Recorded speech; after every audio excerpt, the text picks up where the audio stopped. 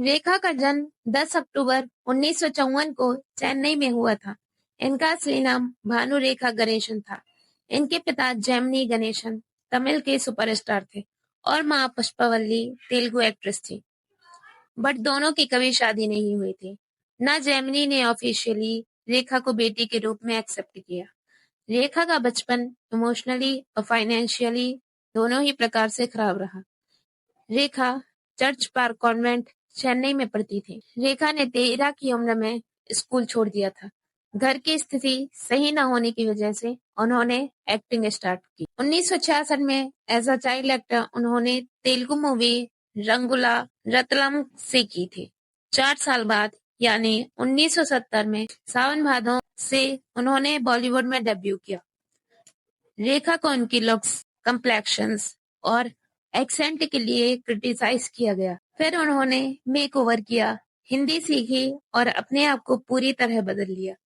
1970 तक आते-आते वे अभिनेत्री के रूप में स्थापित हो गई और कई सुपरहिट मूवी दी, जैसे मुकद्दर का सिकंदर, खूबसूरत, उमराव जान, सिलसिला, घर, इज्जत, मिस्टर नटवल्ला। रेखा ने ग्लैमर और इंटेंस, सीरियस और इमोशनल रोल्स में अपनी एक्टिंग का लोहा मनवाया। 1976 में रेखा और अमिताभ की अफेयर की बहुत अफवाहें थी। दोनों ने करीब 10 से 11 मूवीज एक साथ की, जो ऑलमोस्ट हिट थी, जैसे मुकद्दर का सिकंदर, सिलसिला, मिस्टर नटवल्लाल। सिलसिला मूवी उनकी रियल लाइफ स्टोरी से मिलती थी। जया, अमिताभ और रेखा तीनों एक फ्रेम में थे। ना ही अमिताभ ने इस रिश्ते को एक्सेप्ट किया, ना ही रेखा ने इस रिश्ते के बारे में डायरेक्टली कुछ कहा। सुनने में तो ये भी आया था कि जया ने रेखा को अपने घर बुलाया और कहा कि वो अमिताभ की जिंदगी से दूर हो जाए। ना अमिताभ अपनी फैमिली को कभी छोड़ेंगे, ना मैं अमिताभ को। इसके बाद रेखा ने अपने आप अमिताभ से दूर हो गई और जया ने अमिताभ को रेखा के साथ काम करने से भी मना कर दिया। सिलसिला, जो 1981 में आई, दोनों की लास्ट मूवी थी। 1990 में रेखा ने दिल्ली बेस्ड बिजनेसमैन मुकेश अग्रवाल के साथ शादी की, लेकिन कुछ ही महीने बाद मुकेश ने सुसाइड कर लिया और सुसाइड नोट में लिखा था, डोंट ब्लेम एनीवन। इंडस्ट्री में और मीडिया ने रेखा को बहुत ब्लेम किया, उनको मनहूस कहकर बाइकआउट भी किया।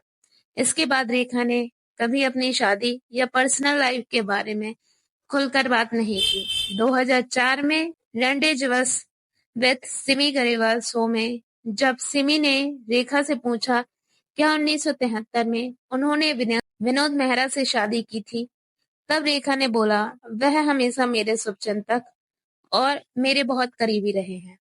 विनोद मेहरा से शादी की बात को उन्होंने सिरे से खारिज कर दिया।